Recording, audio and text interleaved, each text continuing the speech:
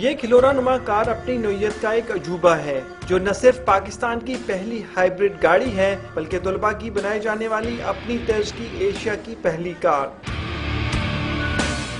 Colonel اخلاق خٹک کی قیادت میں EMA کالج کے 10 نوجوانوں نے قلیل وقت اور انتہائی محدود وسائل میں انجینئرنگ کی ڈگری کے آخری پروجیکٹ کے طور پر یہ گاڑی بنانے کا فیصلہ کیا۔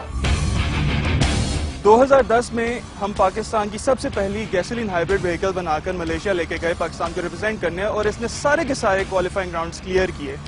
یہ گاڑی وہاں پر 35 کلومیٹرز پر آور کی سپیڈ پہ چلی اور اس وقت اس کی کیپیبلٹی ہے 110 کلومیٹر پر لیٹر چلنے کی۔ یہ کار مکینیکل اور الیکٹریکل توانائیوں کو ملا کر پیٹرول کی انتہائی قلیل مقدار سے لمبے فاصلے طے کرنے کی صلاحیت رکھتی ہے۔ This is the first hybrid vehicle designed in Pakistan. 160 kilogram وزنی اور 1.25 میٹر لمبی یہ کار ملیشیا میں اپنی خوبصورتی اور کارکردگی کی وجہ سے مرکز نگاہ تو بنی رہی، مگر واپس آنے کے بعد کراچی کی بندرگاہ پر تقریباً تباہ ہی ہو گئی۔ مگر جذبے جواں ہیں اور پروڈگی کا یہ برانڈ نسٹ میں ایک نظریے کی شکل اختیار کر چکا ہے۔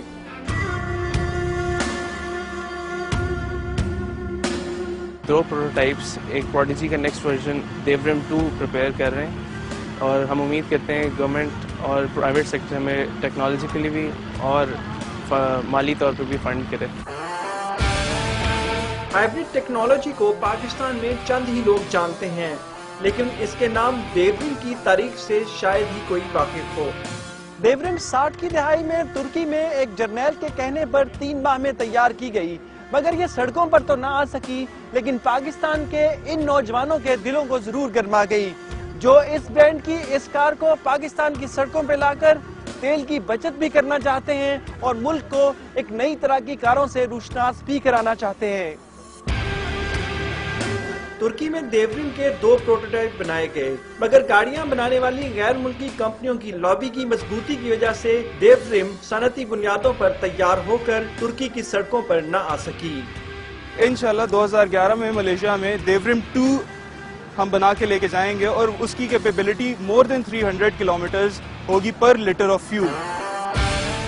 توانائی کے بحران اور عمومی مایوسی کے اس دور میں نسٹ کے جوان سال بچے اور کرنل اخلاق خٹک پاکستانیوں کے سچے ہیرو ہیں، لیکن ان کا خواب شیل ایکو میراتھن جیتنا نہیں بلکہ قلیل تیل سے چلنے والی پاکستانی ہائیبرڈ کار کو مقبول ترین گاڑی کا درجہ دینا ہے۔